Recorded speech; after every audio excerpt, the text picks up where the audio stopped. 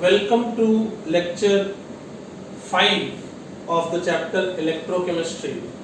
I am Pankaj Kapadia, BTech IIT Delhi, Director IIT Syllabus.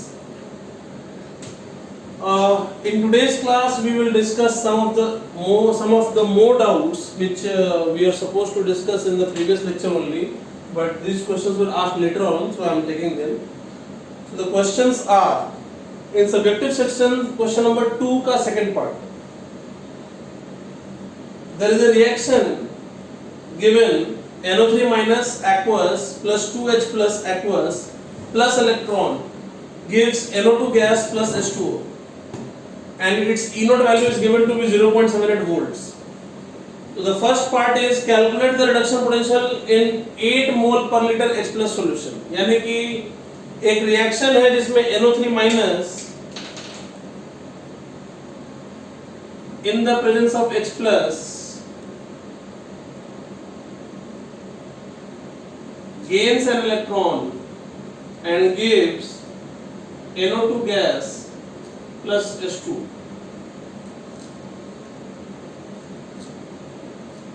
So basically इसका E0 given है 0.78 और इस reaction में बाकी सबका कंसंट्रेशन आपको 1 लेना है, सिर्फ H प्लस का कंसंट्रेशन वेरी करना है. तो पार्ट 1 में H प्लस का कंसंट्रेशन आपको गिवन है 8 मोल पर लीटर. वो क्वेश्चन अगर आपसे हो गया है तो पार्ट सेकंड में पूछ रहा है कि जब न्यूट्रल सॉल्यूशन होगा तो क्या होगा. तो कुछ नहीं करना, H प्लस का कंसंट्रेशन की जगह पर 10⁻⁷ लिख देना है, दैट्स ऑल. तो अगर किसी से पार्ट 1 हुआ है तो पार्ट 2 नहीं होने की कोई वजह है ही नहीं. The only difference is part 1 में जहां H प्लस का कंसंट्रेशन 8 मोल पर लीटर लेना था, वहां पर पार्ट 2 में 10⁻⁷ मोल पर लीटर लेना था क्योंकि वो neutral solution. Next question number 8, ये मैं ऑलरेडी डिस्कस कर चुका हूं, मैं फिर बता देता हूं. ये रिएक्शन गिवन है, इसका E0 गिवन है और H प्लस का रिडक्शन पोटेंशियल तो 0 होता ही है. अगर घटा देंगे तो ये रिएक्शन आ जाएगा और यहां से K की वैल्यू मिल जाएगी. जब मैंने डिस्कस किया तो क्या किया था, मैंने डिस्कशन में K का वैल्यू आपको दे दिया था और E0 निकालने के लिए बोला था. जब मैंने ये डिस्कशन किया था x माइनस AgX Ag वाला एग्जांपल, तब जाके मैंने एग्जांपल लिया था. तो ये मैं ऑलरेडी डिस्कस कर चुका हूं, मेरे ख्याल से लेक्चर नंबर 3 या 4 में. तो मोस्ट लाइकली लेक्चर नंबर 4 में होगा या मैक्सिमम हो सकता है 3 में हो, इन्हीं दोनों में से किसी एक में होगा. ज्यादा चांस है कि 4 में ही होगा क्योंकि एंड में डिस्कस करता हूं. नेक्स्ट क्वेश्चन नंबर 9 का बी.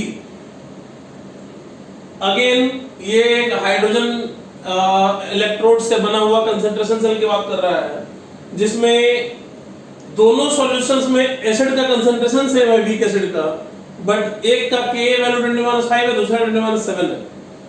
इसमें आंसर में एरर दिया हुआ, शायद वो A और B के आंसर एक्सचेंज हो गए बेसिकली.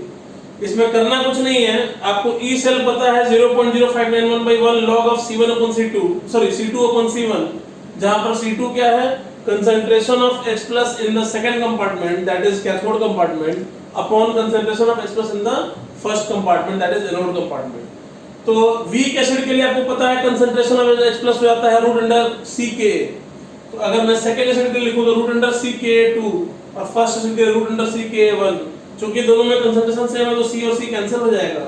तो स्क्वायर रूट ऑफ Ka2/Ka1 जो कि लॉग लेने पे 1 आ जाएगा. 10⁻⁷ और 10⁻⁵ दिया हुआ है, रेशियो 100 आएगा, 100 का स्क्वायर रूट 10 आएगा और log of 10 1 होता है. तो सिंपल ये आंसर हो जाएगा, जो कि आंसर दिया हुआ है 9 के A का, A पार्ट का. तो मेरे ख्याल से वहां पर आंसर मिसप्लेस हो गया है, A का B में चला गया और B का A में चला गया, प्रिंटिंग मिस्टेक. नेक्स्ट अब बात करते हैं ऑब्जेक्टिव के क्वेश्चन नंबर 14 की. तो ऑब्जेक्टिव का क्वेश्चन नंबर 14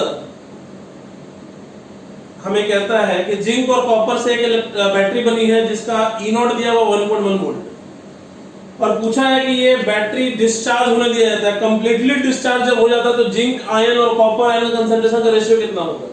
तो बात समझिए, जब कंप्लीटली डिस्चार्ज हो जाएगा इसका मतलब उसका पोटेंशियल 0 हो जाएगा.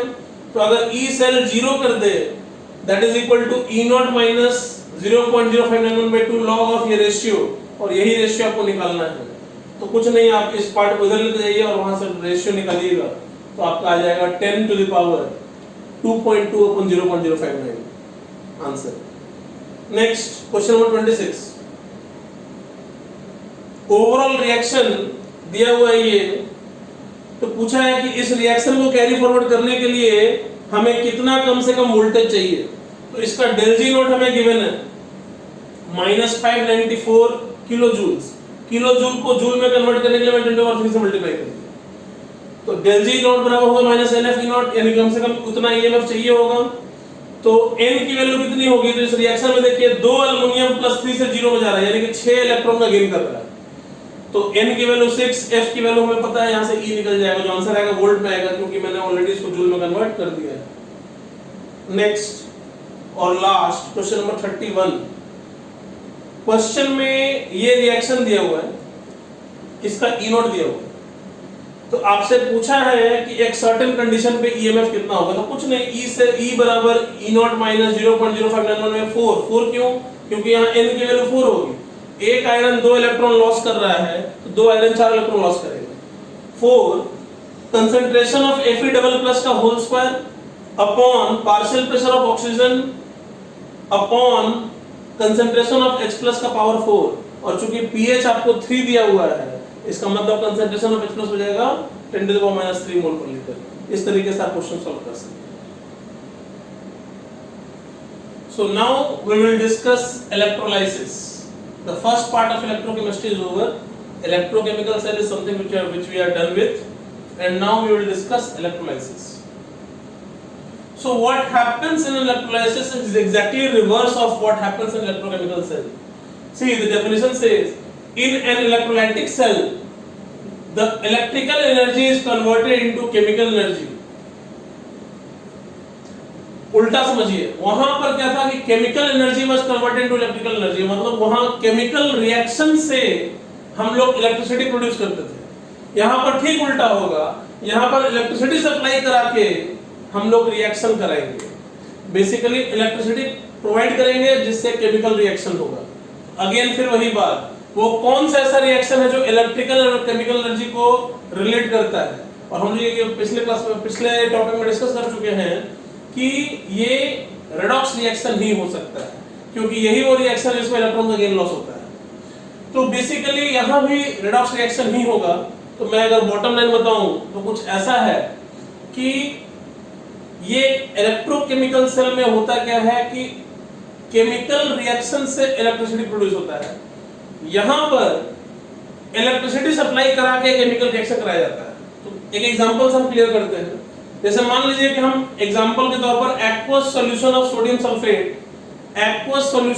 सल्फेट उससे हम लोग कराना चाह रहे हैं उसका इलेक्ट्रोलाइसिस, तो क्या होगा। तो जरा देखिए, एक सॉल्यूशन है, एक कंटेनर है, इस कंटेनर में 2 इलेक्ट्रोड्स हैं, एनोड कैथोड। यहां देखिए, ध्यान दीजिएगा उल्टा, इलेक्ट्रोकेमिकल सेल में cathode is the positive electrode, electrochemical cell में cathode is the positive electrode, यहां पर cathode is the negative electrode. क्यों? क्योंकि बैटरी के नेगेटिव टर्मिनल से कनेक्ट किया गया है कैथोड को, और इलेक्ट्रोकेमिकल सेल में anode is the negative electrode, जबकि यहां पर anode is the positive electrode. क्यों? क्योंकि बैटरी के पॉजिटिव टर्मिनल से कनेक्ट किया गया एनोड को। तो वास्तव में किया क्या गया, एक बैटरी लिया गया, उसके पॉजिटिव टर्मिनल को कनेक्ट किया गया एक इलेक्ट्रोड के साथ, उसको नाम दे दिया गया एनोड, और चूंकि पॉजिटिव चार्ज है तो ये जो इलेक्ट्रोड होगा ये पॉजिटिवली चार्ज हो जाएगा। उसी प्रकार बैटरी के नेगेटिव टर्मिनल से कनेक्ट किया गया दूसरे इलेक्ट्रोड को, जिसको नाम दिया गया कैथोड, और चूंकि ये नेगेटिव टर्मिनल है तो इस पे नेगेटिव चार्ज आ जाएगा। ये 2 इलेक्ट्रोड्स एक aqueous solution of sodium sulphate में डिप्ड हैं, और यहां भी वही बात, एनऑक्स रेड कैप, एनोड पर ऑक्सीडेशन और कैथोड पर रिडक्शन। तो वास्तव में होगा क्या, जरा सोचिए। बैटरी से कनेक्ट होने के कारण ये इलेक्ट्रोड, जिसको हम एनोड कह रहे हैं, ये पॉजिटिवली चार्ज हो गया है, और ये इलेक्ट्रोड जिसे हम कैथोड कह रहे हैं ये नेगेटिवली चार्ज हो गया है। अब इस सॉल्यूशन में आयंस है, कौन से आयंस हैं? Na+ है, सोडियम आयन है, सोडियम कैटायन है, SO4 डबल माइनस है, सल्फेट आयन है, और चूंकि पानी है, एक्वस सॉल्यूशन है, तो H+ भी है और OH- भी है। आई रिपीट, 4 आयन्स हैं, Na+, H+, OH- और SO4 डबल माइनस। खास बात यह है तो होगा क्या, तो चूंकि ये इलेक्ट्रोड पॉजिटिवली चार्ज है, तो anions will migrate towards the anode. चूंकि ये पॉजिटिवली चार्ज है, तो इलेक्ट्रोस्टैटिक फोर्स के कारण the anions will migrate towards the anode, यानी कि सल्फेट आयन और OH- हाइड्रोक्साइड आयन दोनों माइग्रेट करेंगे टुवर्ड्स एनोड, यानी कि टुवर्ड्स पॉजिटिव इलेक्ट्रोड। और क्या होगा, the cations will migrate towards the cathode, यानी कि जो कैटायंस है पॉजिटिवली चार्ज है, सोडियम कैटायन और H+ है, ये दोनों माइग्रेट करेंगे टुवर्ड्स द कैथोड, यानी टुवर्ड्स द नेगेटिव इलेक्ट्रोड। तो होगा क्या, देखिए एट एनोड, अगर हम बात करें एनोड पे क्या क्या होगा, तो सल्फेट आयन जाके वहां ऑक्सीडाइज हो सकता है, बना देगा SO4 double minus gives half H2O8 double minus पर सल्फेट आयन में, पर डाइसल्फेट आयन में, और +1 इलेक्ट्रॉन।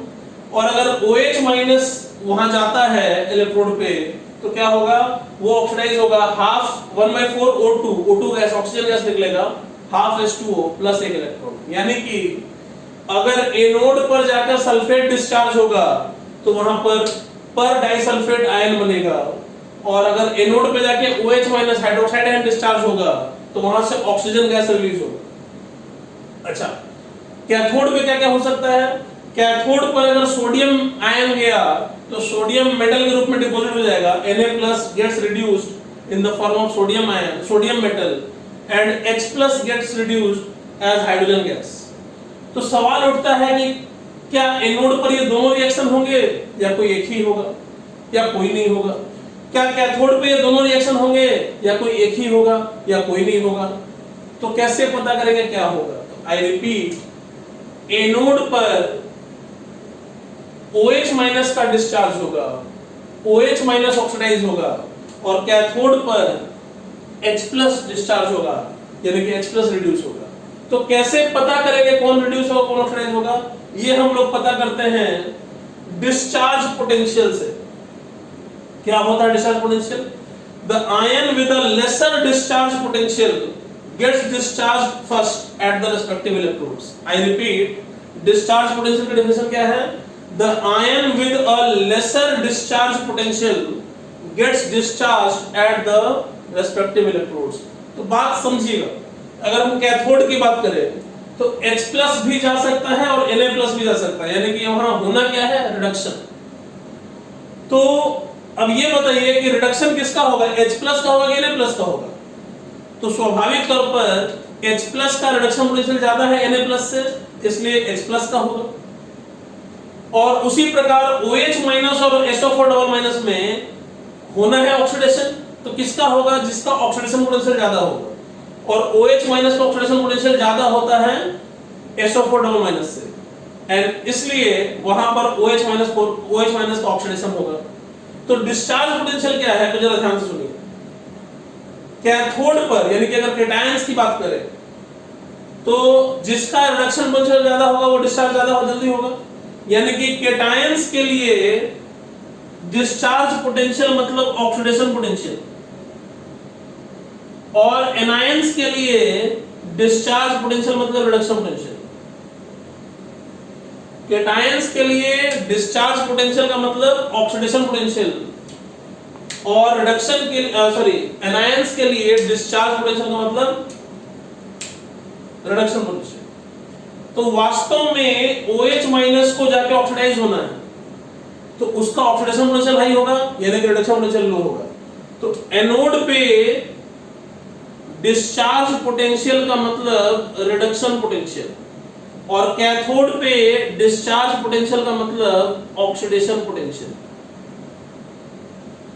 मतलब basically it's not about cathode and anode, it's about कौन सा रिएक्शन होना है। तो डिस्चार्ज पोटेंशियल की वास्तव में डेफिनेशन ये है कि जिस आयन को डिस्चार्ज होने के लिए कम पोटेंशियल की जरूरत हो, उसे कहते हैं this has a lesser discharge potential और वो आयन जाके पहले डिस्चार्ज होगा। तो जैसा कि मैं फिर से रिपीट कर दूं कि H+ और Na+ में होना क्या है, वहां रिडक्शन। कौन होगा? तो जाएंगे तो दोनों, लेकिन चूंकि H+ का रिडक्शन पोटेंशियल ज्यादा है Na+ से, इसलिए जाएंगे दोनों एनोड कैथोड की तरफ, लेकिन डिस्चार्ज वहां H+ ही होगा। जब तक H+ मौजूद है ठीक ठाक क्वांटिटी में, तब तक Na+ का रिएक्शन नहीं होगा। उसी प्रकार OH- और SO4 में होना क्या है, ऑक्सीडेशन। तो किसका होगा? जिसका ऑक्सीडेशन पोटेंशियल हाई होगा। और SO4 और OH- में ऑक्सीडेशन पोटेंशियल हाई होता है OH- का, तो वहां OH- का रिएक्शन होगा। तो आई रिपीट, जब आप aqueous solution of sodium sulphate का इलेक्ट्रोलाइसिस कराएंगे तो H+ का रिडक्शन होगा, at the cathode hydrogen gas निकलेगा, और OH- का ऑक्सीडेशन होगा, at the anode oxygen gas निकलेगा। एक जनरल सीरीज में बता रहा हूं, X- is less than OH- is less than NO3- is less than SO4 जहां पर X क्या है, halogen, chlorine, bromine, iodine, not fluorine. तो ये है रिडक्शन पोटेंशियल का सीरीज, X-, OH-, NO3- और SO4। अब चूंकि ये रिडक्शन पोटेंशियल का सीरीज है और इनका होना होता है ऑक्सीडेशन, यानी कि जो आयन इस सीरीज में टुवर्ड्स लेफ्ट होगा वो जाके पहले ऑक्सीडाइज होगा। तो आई रिपीट, जैसे X- और OH- में पहले कौन, X-, OH- और NO3- में पहले कौन, तो OH-, और NO3- और SO4 में पहले कौन, तो NO3-।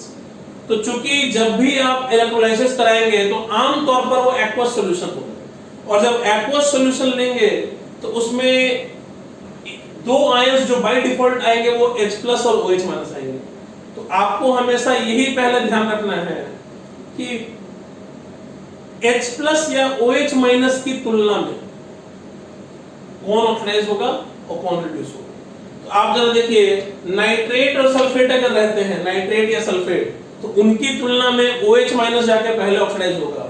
लेकिन अगर कोई हैलाइड रहता है एक्सक्लूडिंग फ्लोराइड, तो उस केस में हैलाइड जाके ऑक्सीडाइज पहले होगा।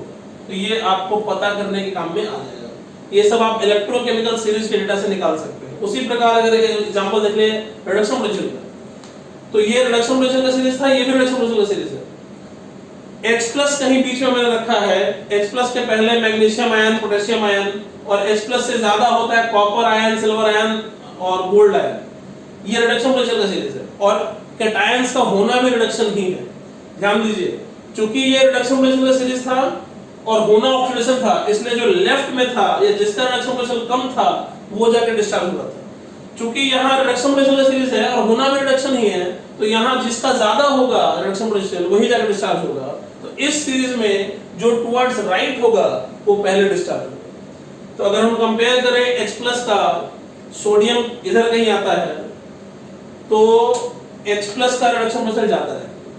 तो तांबा, चांदी, सोना जब होगा तो उसकी तुलना में H+ का रिडक्शन पोटेंशियल कम होता है, इसलिए वो मेटल्स पहले रिड्यूस होंगे। जबकि सोडियम, पोटेशियम, मैग्नीशियम अगर ऐसे आयंस लेते हैं तो उनका रिडक्शन पोटेंशियल हाइड्रोजन से कम होता है, तो हाइड्रोजन जाके पहले डिस्चार्ज होगा। तो मैंने एग्जांपल दे दिया कि aqueous solution of sodium sulphate, इसका इलेक्ट्रोलाइसिस करने पर हमें H+ का रिडक्शन देखने को मिलेगा एट कैथोड, और OH- का ऑक्सीडेशन देखने को मिलेगा एट एनोड। लेकिन मेरा सवाल ये है कि ये क्या होगा, ये तो समझ में आ गया, लेकिन एक बात मुझे समझनी है कि हमने इलेक्ट्रोलाइसिस किया aqueous solution of sodium sulphate का, लेकिन रिएक्शन में ना तो सोडियम आयन पार्टिसिपेट किया ना ही सल्फेट आयन। तो इन दोनों का क्या यूज था? क्या हम इन दोनों के बिना ही इलेक्ट्रोलाइसिस करा देते, सिंपल पानी का इलेक्ट्रोलाइसिस करा देते हैं, हमें H+ और OH- मिल जाएगा, हमें सोडियम सल्फेट की जरूरत ही नहीं है। तो इसी क्वेश्चन को अभी हम जस्ट एड्रेस करने वाले हैं।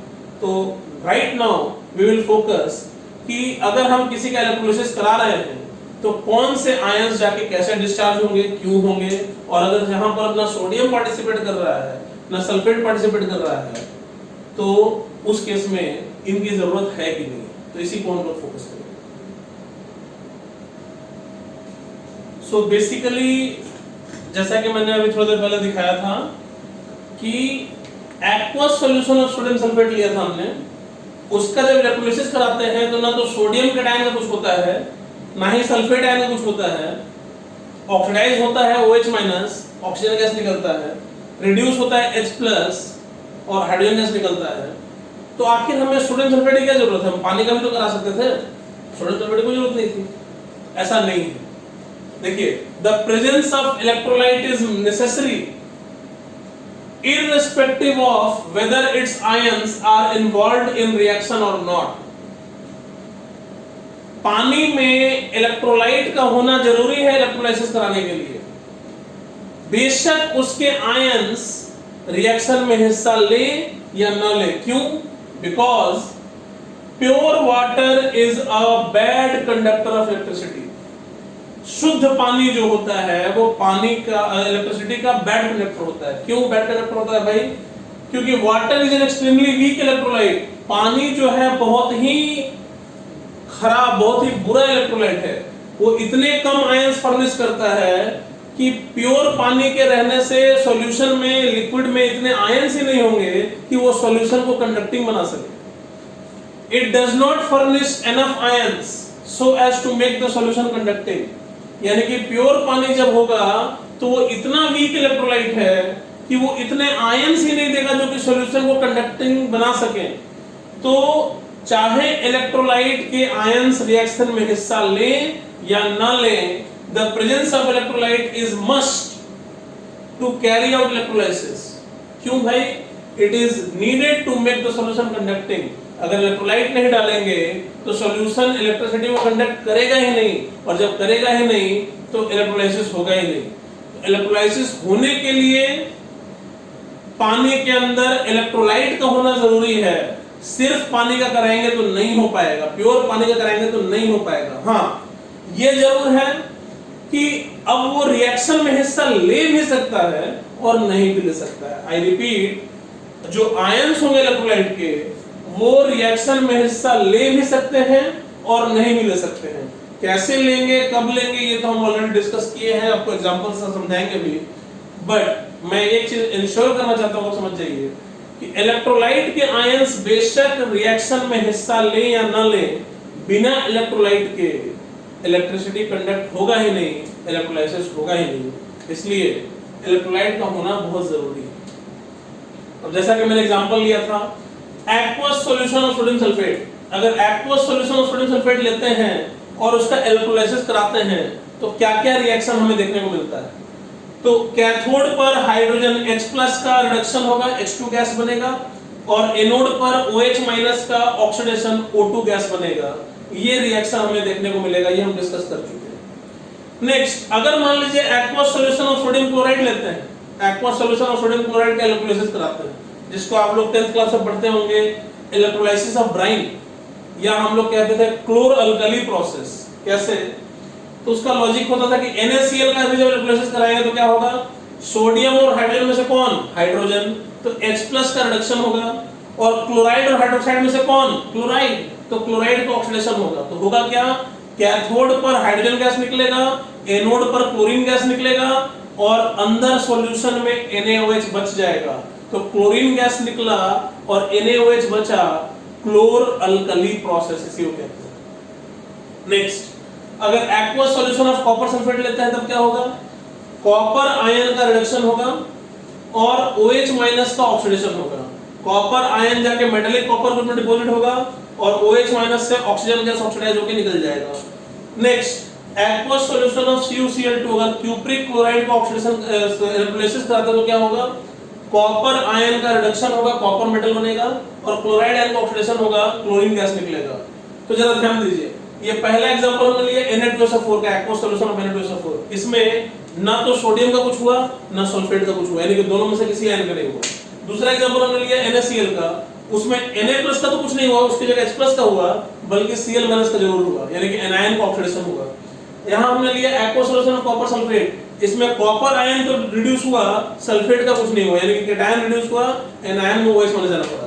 और चौथा एग्जांपल लिया एक्वस सॉल्यूशन ऑफ CuCl2, इसमें कॉपर भी रिड्यूस हुआ और क्लोराइड भी ऑक्सीडाइज हुआ। इसका मतलब ये पहला एग्जांपल वो था जिसमें ना तो कैटायन इन्वॉल्व हुआ ना एनायन इन्वॉल्व हुआ। दूसरा एग्जांपल वो था जिसमें एनायन इन्वॉल्व हुआ, कैटायन इन्वॉल्व नहीं हुआ। तीसरा एग्जांपल वो था जिसमें कैटायन इन्वॉल्व हुआ, एनायन इन्वॉल्व नहीं हुआ। और चौथा एग्जांपल वो था जिसमें दोनों के दोनों इन्वॉल्व हुए। लेकिन इन सब के बावजूद पानी में इलेक्ट्रोलाइट का होना जरूरी है। एक पांचवा एग्जांपल हम ले रहे हैं मोल्टेन NaCl। मोल्टेन NaCl अगर लेंगे और उसका इलेक्ट्रोलाइसिस करेंगे तो क्या होगा, तो ध्यान दीजिए। अब तक क्या हो रहा था कि हम सब जगह एक्वस सॉल्यूशन ले रहे थे और एक्वस सॉल्यूशन में हमें बाय डिफॉल्ट H+ और OH- मिल जा रहे थे। तो जब H+ और OH- मिल जाएंगे तो उस केस में हमें कंपेयर करना होगा कि H+ या वो मेटल या OH- या दूसरा एनायन। लेकिन जब मोल्टेन NaCl है तो यहाँ तो H+ और OH- है ही नहीं, यहाँ पर सिर्फ Na+ और Cl- ही है। तो जब आयन ही एक है तो उसमें चॉइस नहीं है, वहां पर कैथोड पर सोडियम मेटल ही डिपॉजिट होगा और एनोड पर Cl- ही डिपॉजिट होगा। तो ये बात में समझानी थी।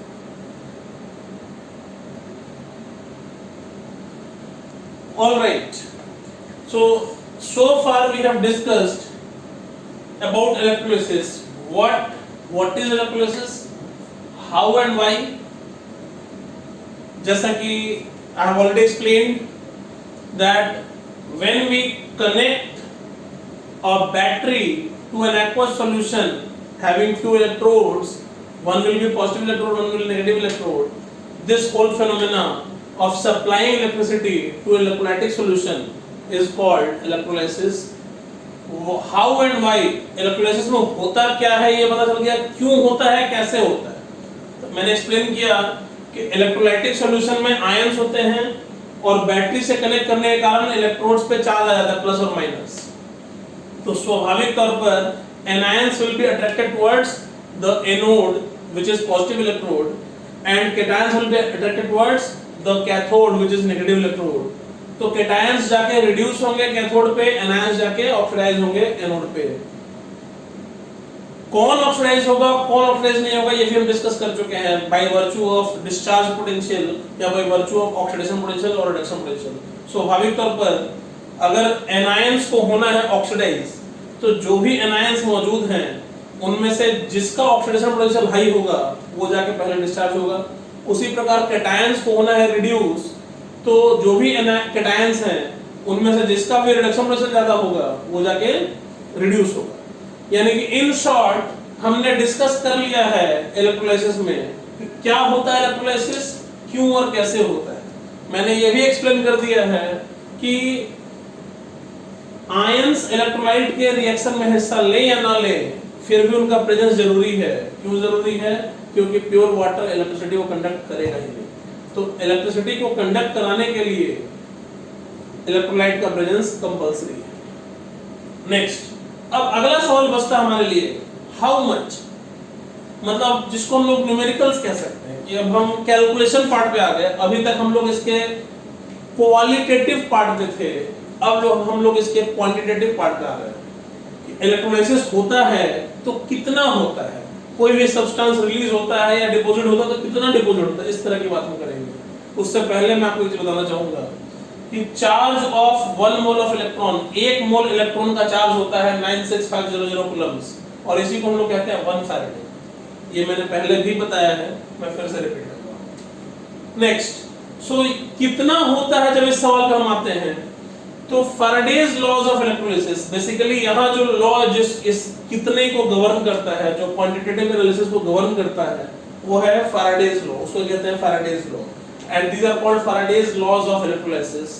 तो फैराडेज के दो लॉज हैं, मैं पहला लॉ बताने जा रहा हूं। The first law of Faraday is the mass of any substance deposited और liberated during electrolysis is directly proportional to the amount of charge supply.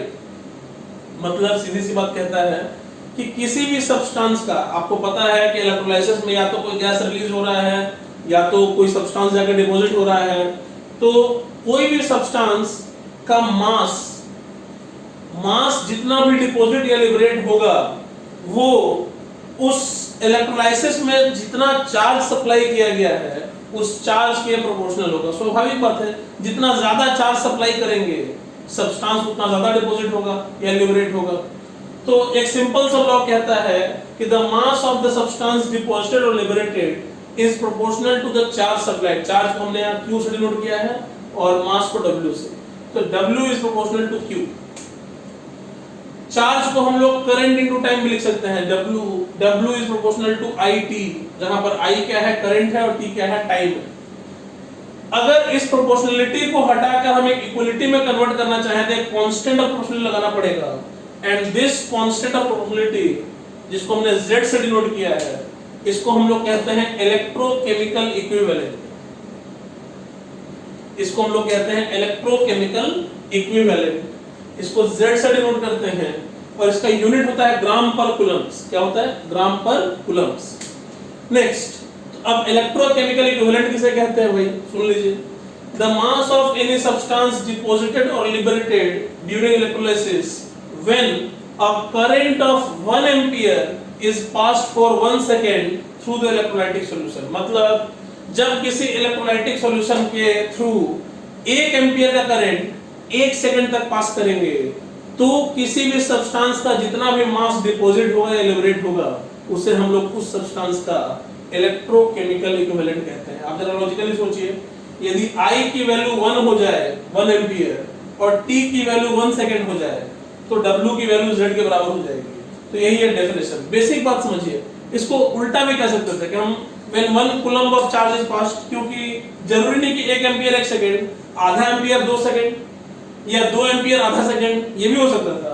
लेकिन स्टैंडर्ड तरीका जो डिफाइन करने का वो यही है कि when A current of 1 ampere is passed for 1 second, तो उस केस में जितना भी सब्सटेंस का मास डिपॉजिट होता है उसे हम लोग कहते हैं इलेक्ट्रोकेमिकल इक्विवेलेंट। इसका यूनिट होता है ग्राम्स पर कूलम्ब। आई रिपीट, ग्राम्स पर कूलम्ब।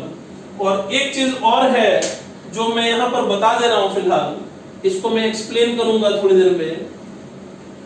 इलेक्ट्रोकेमिकल इक्विवेलेंट किसी भी सब्सटेंस का होता है इक्विवेलेंट वेट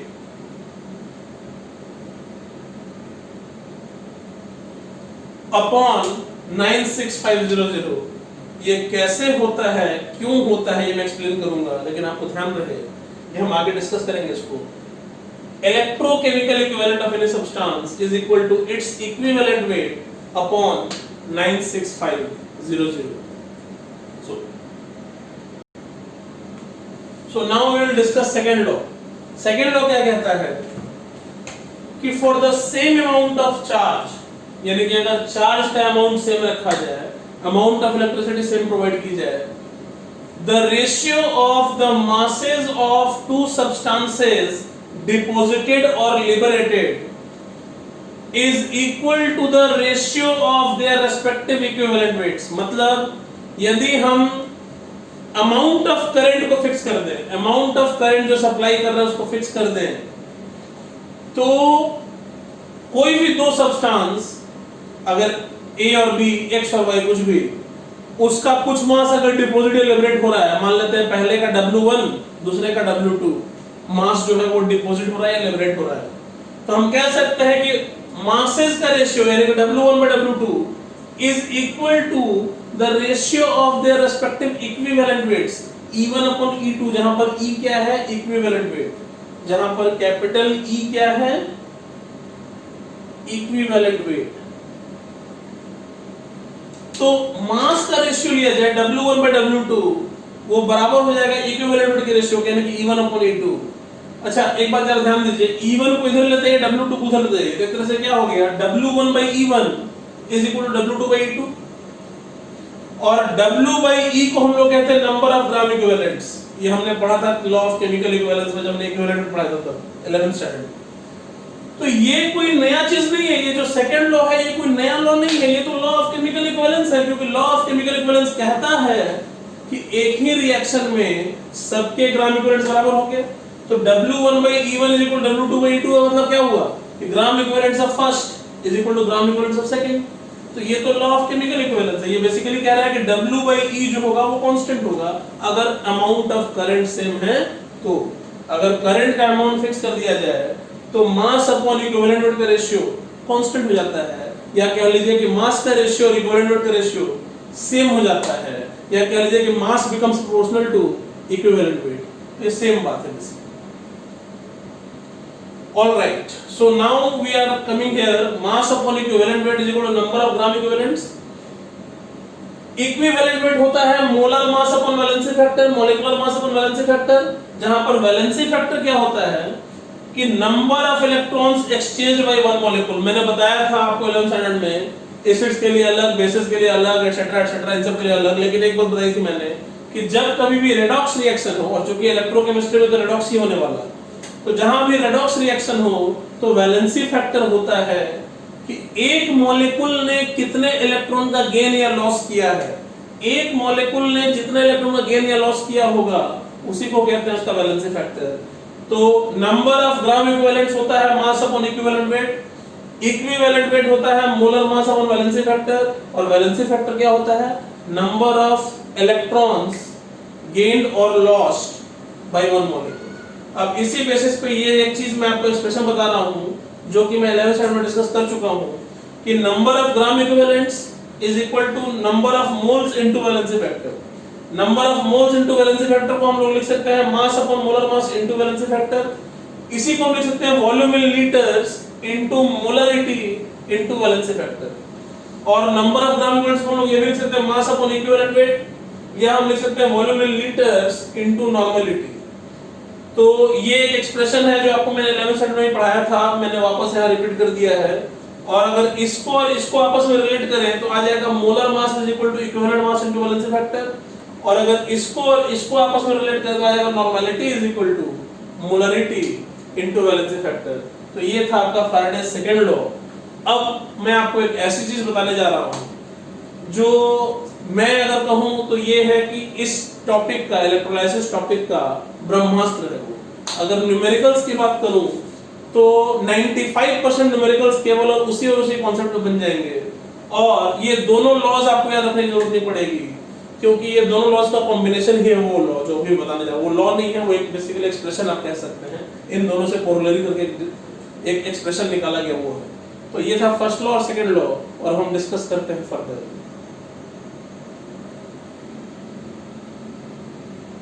दोनों के कॉम्बिनेशन को अगर हम बात कर रहे थे कि जो ब्रह्मास्त्र की बात हम कर रहे थे वो ये है कि number of gram equivalents is equal to number of Faradays. मतलब सीधी सी बात ये है कि नंबर ऑफ ग्राम इक्विवेलेंट्स किसी भी सब्सटेंस का जो डिपॉजिट होगा या लिबरेट होगा वो बराबर होगा कि कितने फैराडेज चार्ज सप्लाई किया गया या कितने फैराडे चार्ज उसमें यूज किया गया। तो अगर मैं इसको मैथमेटिकली रिप्रेजेंट करूं तो नंबर ऑफ ग्राम इक्विवेलेंट्स होता है मास अपॉन इक्विवेलेंट वेट, और नंबर ऑफ फैराडेज कैसे निकालेंगे तो आपको पता है कि 96500 कूलम्स का मतलब होता है एक फैराडे। तो जितना भी चार्ज होगा कूलम में upon 96500 it will give you number of Faraday's.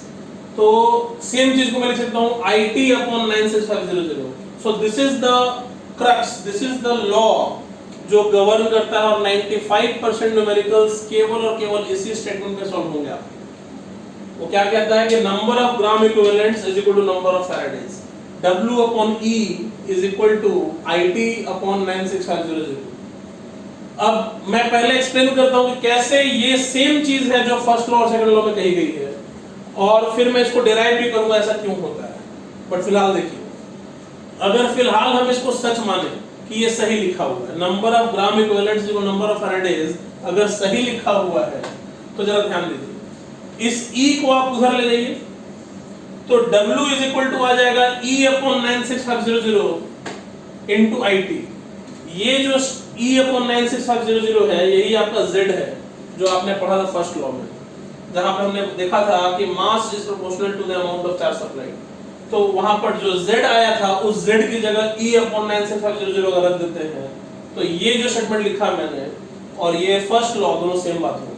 अच्छा, सेकंड लॉ का हम सोचिए, for the same amount of charge, अगर चार्ज सेम है यानी कि ये RHS सेम है, तो अगर ये RHS सेम है तो LHS भी क्या होना चाहिए, सेम होना चाहिए।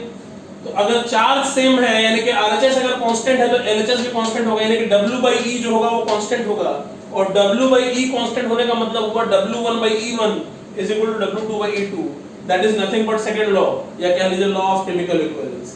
तो ये एक स्टेटमेंट जो है वो फैराडेज के दोनों लॉ को एक्सप्लेन करता है बड़े ही आसान तरीके से।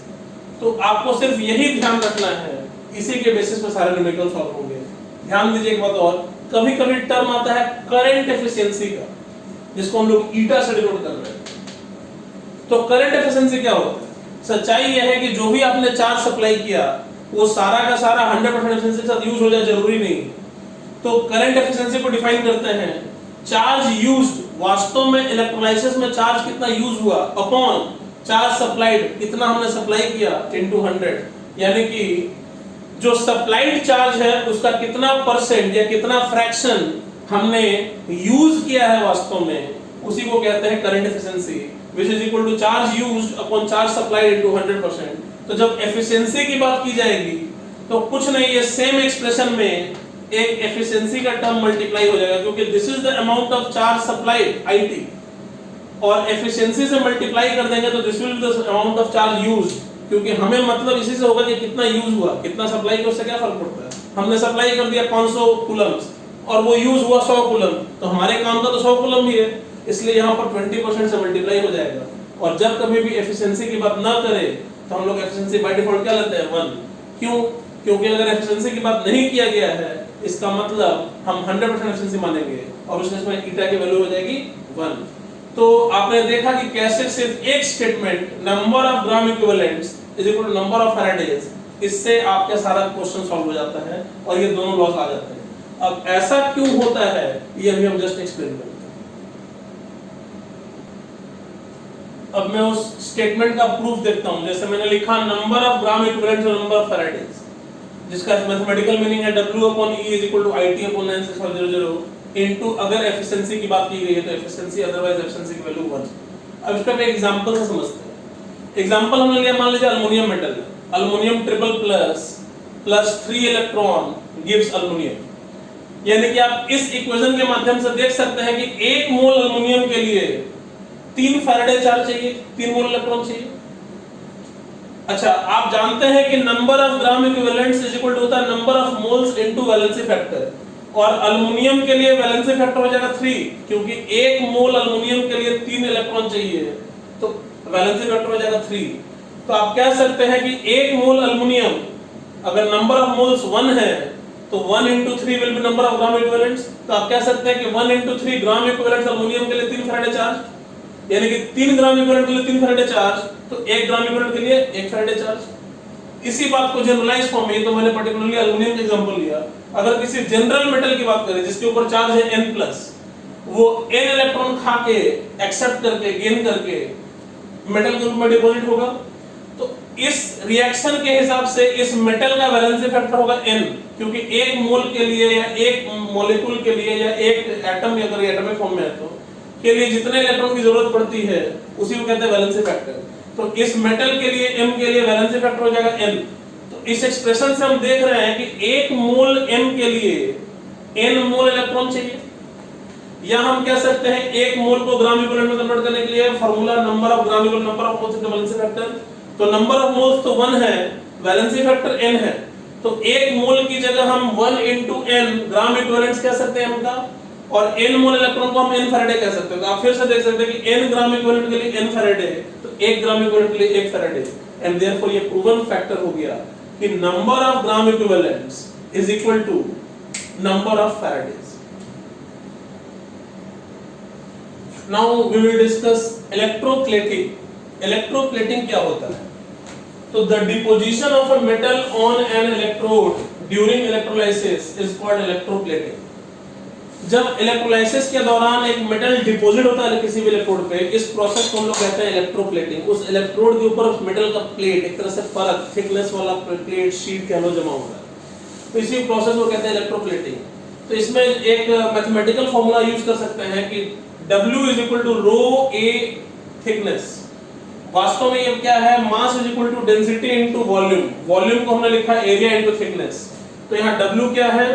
मास of metal deposited is equal to rho बोले तो density of the metal, A क्या है? एरिया ऑफ द इलेक्ट्रोड, और थिकनेस ऑफ कोटिंग। इस फार्मूले से अगर आपको मास पता हो तो थिकनेस निकाल लेंगे, थिकनेस पता हो तो मास निकाल लेंगे, या टोटल 4 वेरिएबल है, 4 में से कोई 3 चीज देंगे, चौथा पूछ लेंगे। अब इसको मैं क्वेश्चंस पे कैसे अप्लाई कर सकता हूं, जरा देखो। शुरू से सारी चीजें। पहला, रिएक्शन आपको दिया हुआ है, CrO3 aqueous plus 6H plus 6 electrons gives chromium solid plus 3H2। ये रिएक्शन दिया हुआ है। आपको कई बार रिएक्शन नहीं भी दिया रहेगा तो आपको पता करना पड़ेगा क्या रिएक्शन हो रहा है। खैर, क्वेश्चन है how long will it take to deposit 1.5 grams of chromium using 12.5 amperes of current। यानी कि पूछा है कि 1.5 ग्राम क्रोमियम डिपॉजिट करने के लिए 12.5 एम्पियर करंट यूज करते हुए हमें कितना टाइम लगेगा। तो अगेन वही कॉन्सेप्ट जो हमने सीखा है, लॉ ऑफ केमिकल इक्विवेलेंस, या कह लीजिए कि लास्ट में जो मैंने ब्रह्मास्त्र बताया था कि number of gram equivalents mass upon equivalent weight. Mass है 1.5, इक्विवेलेंट वेट हो जाएगा एटॉमिक वेट अपॉन 6, क्योंकि क्रोमियम का वैलेंसी फैक्टर 6। तो मास अपॉन इक्विवेलेंट वेट यानी कि 1.5 divided by 52/6 is equal to IT, I है 12.5 into T अपॉन 96500। यहां से आप T निकालेंगे, सेकंड्स में आंसर आ जाएगा। सेकंड क्वेश्चन है कि ये रिएक्शन दिया हुआ है Mn double plus aqueous plus 2H2O gives MnO2 solid plus 2H plus H2 gas. अब इसमें इलेक्ट्रॉन्स का कितना प्रोसेस है, n की वैल्यू क्या होगी? तो देखिए मैंगनीज प्लस 2 से प्लस 4 में जा रहा है, तो n की वैल्यू 2 होगी, वैलेंसी फैक्टर 2 होगा। आगे, if the current is 27 ampere and current efficiency is 95%, 27 ampere का करंट हम सप्लाई करा रहे हैं और एफिशिएंसी दिया हुआ 95%, तो पूछा है how long will it take to produce 1 kg of MnO2। MnO2 जो यहाँ प्रोड्यूस हो रहा है इसका 1 kg बनाने के लिए हमें कितना टाइम लगेगा। तो same formula, same concept use करेंगे। मास 1 kg को मैंने ग्राम में कन्वर्ट किया 1000 ग्राम्स अपॉन MnO2 का इक्विवेलेंट वेट, बैलेंस फैक्टर मैंने 2 पहले एक्सप्लेन किया। MnO2 का मॉलिक्यूलर मास होता है 87, तो 87/2 is equal to current 27 into time हमें निकालना है अपॉन 96500 इनटू 95%, क्योंकि करंट एफिशिएंसी दिया हुआ 95%। ध्यान दीजिए, फर्स्ट क्वेश्चन में करंट एफिशिएंसी की बात नहीं की गई थी तो मैंने एफिशिएंसी 1 लिया था। सेकंड क्वेश्चन में करंट एफिशिएंसी की बात की गई है तो मैंने 95% लिया। एक और क्वेश्चन देख लेते हैं कि what mass of zinc would be obtained by supplying 386 coulombs of charge। 386 coulomb charge supply करने पर कितना मास ऑफ जिंक हमें डिपॉजिट मिल सकता है। तो अगेन सेम लॉजिक, मास अपॉन इक्विवेलेंट वेट। जिंक आमतौर पर +2 स्टेट में होता है, तो अगर कुछ नहीं दिया तो हम जिंक +2 ही मानेंगे। तो mass upon equivalent weight, equivalent weight हो जाएगा atomic weight by 2 65.4/2 is equal to charge 386 coulombs upon 96500। यहां से आप मास निकाल सकते हो, जो आंसर आपका ग्राम में आ जाएगा।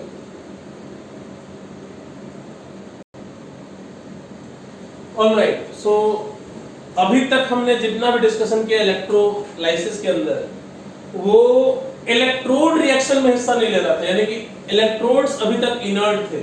लेट अस अज्यूम वो प्लैटिनम के थे या किसी और ऐसे इलेक्ट्रोड के थे, जिस ऐसे मेटल्स के थे जो इनर्ट था, जो ऑक्सीडाइज रिड्यूस नहीं होता था, इस तरह की बात। अब हम एक नया केस ले रहे हैं, that is the case of attacked electrode, यानी कि एक ऐसा केस जिसमें इलेक्ट्रिसिटी सप्लाई करने पर इलेक्ट्रोड खुद रिएक्शन में पार्ट करने लगे। ऐसे एग्जांपल्स मैं आपको दे रहा हूं। मान लीजिए कि एक्वस कॉपर सल्फेट का सॉल्यूशन है और दोनों इलेक्ट्रोड्स कॉपर के हैं, एनोड भी और कैथोड भी। तो क्या होगा यहां पे, मैं आपको एक्सप्लेन करूं।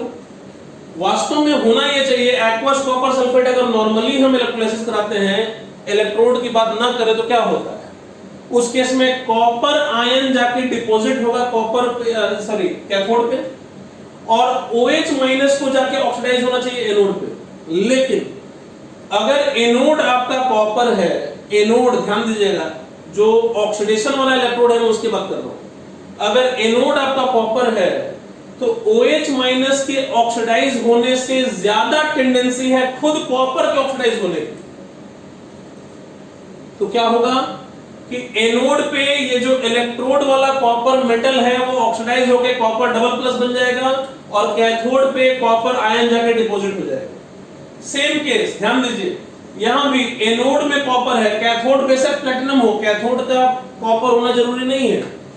अगर एनोड आपका कॉपर है और कैथोड प्लैटिनम है, तो यहां भी क्या होगा कि कॉपर डबल प्लस जाके कैथोड पे डिपॉजिट होगा, और OH माइनस को जाना चाहिए था एनोड पे, लेकिन चूंकि इलेक्ट्रोड हमारा कॉपर है और OH माइनस के ऑक्सीडाइज होने से ज्यादा टेंडेंसी खुद कॉपर के ऑक्सीडाइज होने की है, देयरफॉर कॉपर मेटल यहां भी डिसॉल्व होने लगेगा कॉपर आयन के रूप में सॉल्यूशन में। तो इन दोनों केसेस में क्या होगा, आई रिपीट, दोनों केसेस में क्या कॉमन है कि जो एनोड है वो कॉपर है, कैथोड आपका कुछ भी रहे उससे कोई खास फर्क नहीं पड़ रहा है। तो एट कैथोड क्या होगा कि कॉपर आयन जाके डिपॉजिट होगा कॉपर मेटल के रूप में, और एट एनोड होना चाहिए था OH माइनस का रिएक्शन, लेकिन OH माइनस का नहीं होगा, जो मेटालिक कॉपर है वो डिसॉल्व होगा और कॉपर आयन में कन्वर्ट होगा। और इस प्रकार हो क्या रहा है कि एनोड से कॉपर जो है वो कॉपर आयन में कन्वर्ट हो रहा है, और कैथोड पे कॉपर आयन जो है वो कॉपर मेटल में डिपॉजिट हो रहा है। यानी कि एनोड से कॉपर आयनाइज हो रहा है और कॉपर आयन जाके डिपॉजिट भी हो रहा है। यानी कि सॉल्यूशन के अंदर कॉपर आयन का कंसंट्रेशन कांस्टेंट रहेगा। क्यों? क्योंकि जितना कॉपर आयन आएगा उतना ही कॉपर आयन जाएगा।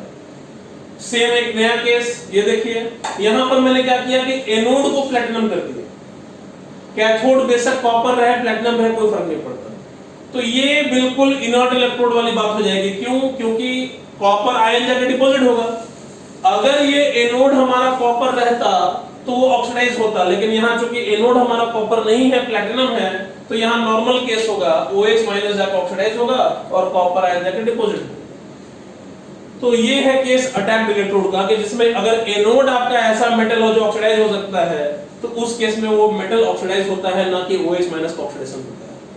अब एक एग्जांपल देते हैं क्वेश्चन के साथ, उसको एक्सप्लेन भी करेंगे। ये देखिए, एक बैटरी से दो इलेक्ट्रोलाइटिक सेल्स को सीरीज में कनेक्ट किया गया है। ये सीरीज में कनेक्ट किया गया है, करंट का डायरेक्शन ऐसे है। ध्यान दीजिए कि पहला इलेक्ट्रोड जो है एक्वस सिल्वर सल्फेट है Ag2SO4, जिसमें दोनों इलेक्ट्रोड्स प्लैटिनम के हैं, और जो दूसरा जो सेल है उसमें सिल्वर नाइट्रेट है, लेकिन दोनों इलेक्ट्रोड सिल्वर के हैं। ऐसे केस में क्या होगा कि एक्वस सिल्वर सल्फेट ये इनर्ट इलेक्ट्रोड है, तो यहां पे क्या होगा, OH माइनस जाके ऑक्सीडाइज होगा, ऑक्सीजन गैस निकलेगा और सिल्वर मेटल जाके डिपॉजिट होगा। लेकिन यहां पर चूंकि दोनों इलेक्ट्रोड सिल्वर है, और दोनों से ज्यादा इंपॉर्टेंट चूंकि एनोड सिल्वर है, तो यहां क्या होगा कि सिल्वर आयन जाके डिपॉजिट होगा कैथोड पे, और सिल्वर मेटल जो है वो ऑक्सीडाइज होकर सिल्वर आयन के रूप में डिसॉल्व होगा सॉल्यूशन में। इस सॉल्यूशन में कंसंट्रेशन ऑफ Ag+ कांस्टेंट रह जाएगा। तो क्वेश्चन में दिया हुआ है कि if 1.6 grams of oxygen is liberated in cell A में अगर 1.6 ग्राम्स ऑफ ऑक्सीजन लिबरेट हुआ है, तो आपको बताना है कि कितना कितना ग्राम सिल्वर जाके डिपॉजिट हुआ है दोनों के सेल्स के कैथोड पे। तो अगेन हम लगा देंगे लॉ ऑफ केमिकल इक्विवेलेंस, चूंकि अमाउंट ऑफ करंट सेम है, तो सीधे बात number of gram equivalents of oxygen is equal to number of gram equivalents of silver, और यहां से मास ऑफ सिल्वर आप निकाल लेंगे। खास बात यह है कि दोनों इलेक्ट्रोड में सिल्वर का अमाउंट सेम होगा। फर्क क्या है कि यहां पर सिल्वर केवल डिपॉजिट होगा, जबकि यहां पर सिल्वर डिपॉजिट भी होगा और यही सिल्वर यहां से डिसॉल्व भी होगा। अच्छा एक बात और, अगर इस सिल्वर की जगह ये कॉपर होता या ये अंदर सॉल्यूशन कॉपर होता तो क्या होता, ये same mass of copper upon equivalent weight of copper हो जाता। तो ये सेम लॉजिक है, इस तरह से आप क्वेश्चन सॉल्व कर सकते हैं। मेरे ख्याल से इलेक्ट्रोलाइसिस में मुझे और कुछ नहीं बताना है, असाइनमेंट में आपको अभी अपलोड कर दूंगा। आपको सिर्फ इतना ध्यान रखना है कि